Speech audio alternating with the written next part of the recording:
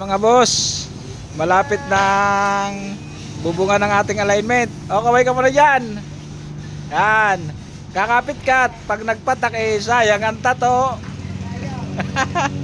Yan, o. Ay, ang ganda ng view. Di ba? Pero hindi po akin yan kay Kuya Mike yan. No? Hindi na talaga mapipigil ang pag-unlad ni Kuya. Dire-diretso na yan. Yan. Bukas, pag pumasok ka, magdala ka ng ballpen at papel. Ilista mo kung anong oras ka lalabas. ilagay mo doon alas 3. Labas out ka na. Siya nga, kaway ka muna.